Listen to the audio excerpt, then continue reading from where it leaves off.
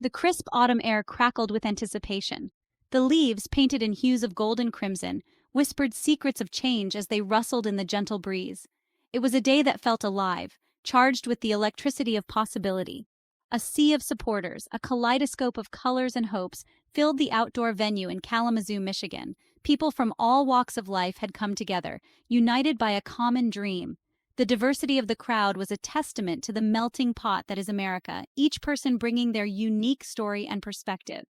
They had gathered, not just for a rally, but for a moment that transcended the ordinary, a moment that held the promise of change.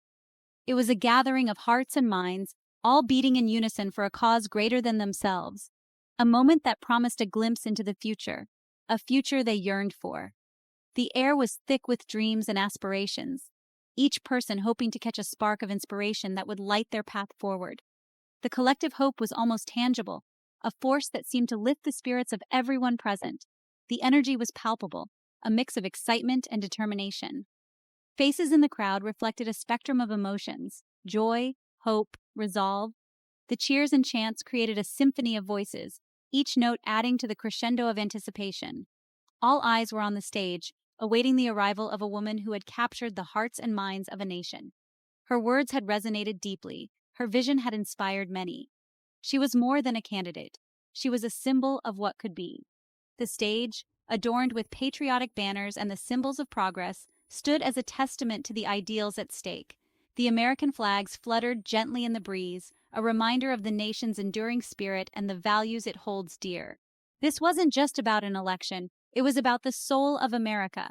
It was about the principles that define the nation: freedom, equality, justice. The crowd knew that the outcome of this rally could shape the future of the country for generations to come. The air buzzed with the quiet hum of anticipation. Conversations hushed, and the crowd seemed to hold its collective breath. It was a moment of stillness, a calm before the storm of emotion that was about to be unleashed. Every cough, every rustle of clothing seemed amplified in the silence. The anticipation was almost unbearable, each second stretching into an eternity. The crowd was a living entity, its heartbeat synchronized in the wait. Then a hush fell over the crowd.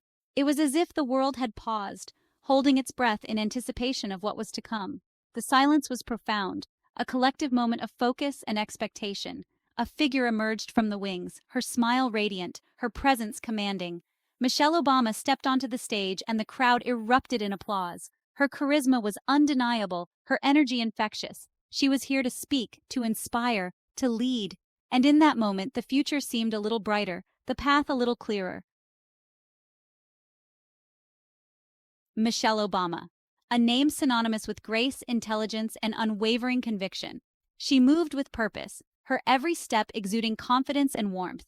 The crowd erupted, a roar of cheers and applause washing over the venue. This was more than just a political event. It was a homecoming of sorts, a return to the people, to the heart of America, where her journey had begun. As she approached the podium, her gaze swept across the crowd, connecting with individuals, acknowledging their presence, their hopes, their fears. Her smile, genuine and disarming, had a way of making you feel seen, heard, understood. In that moment, it felt as if she were speaking directly to each person, igniting a spark of hope in their hearts. The cheers subsided, replaced by an attentive silence, eager to hear her message, her call to action. Her voice, strong and steady, cut through the silence. Michelle Obama stood before the crowd, her presence commanding attention, her words poised to make an indelible impact. She wasted no time in addressing the elephant in the room, the reason they had all gathered on that crisp autumn day. The air was filled with anticipation, the kind that precedes a moment of truth. The crowd, a diverse tapestry of faces, waited with bated breath. "We need a grown-up in the White House," she declared, her words echoing the sentiments of millions across the nation. Her voice carried the weight of a collective yearning for stability, for leadership that embodied maturity and wisdom. The crowd roared their approval, their frustration palpable. She didn't mince words. The applause was not just for her eloquence, but for the truth she spoke, a truth that resonated deeply with their own experiences and frustrations. Donald Trump's presidency, she argued, had been a dangerous departure from the values that had long defined America. She painted a picture of a nation in turmoil, a country that had lost its way under a leader who thrived on chaos and division. His lies, his recklessness, his utter disregard for the truth had eroded the very fabric of their democracy. The headlines, the protests, the conversations at kitchen tables across the country, all were testaments to a growing discontent, a collective disillusionment. She spoke of his moral failings, his lack of empathy, his inability to grasp the gravity of the office he held. Her words were a stark reminder of the qualities that were sorely missing in the current administration: compassion, integrity, and a sense of duty. Her words were not those of a politician, but of a concerned citizen, a mother, a woman who refused to stand idly by as her country teetered on the brink. She spoke from the heart, her passion igniting a spark of hope in the hearts of those who listened. The crowd, inspired by her courage, felt a renewed sense of purpose.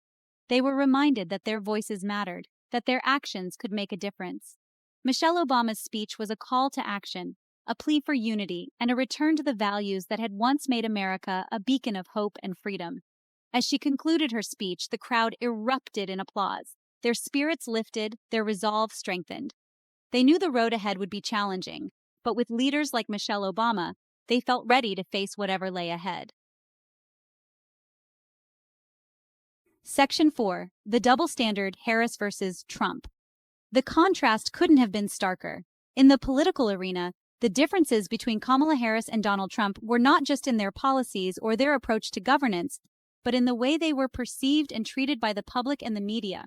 On one hand, you had Kamala Harris, a woman of impeccable credentials, a seasoned prosecutor, a dedicated public servant.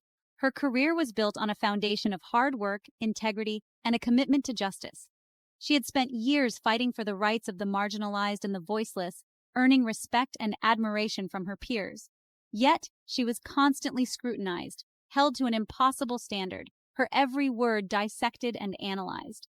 The media and her opponents seemed to be waiting for her to make a mistake, to show any sign of weakness. Her qualifications were questioned, her motives doubted, and her achievements downplayed. It was as if being a woman, and a woman of color at that, made her an easy target for criticism and skepticism.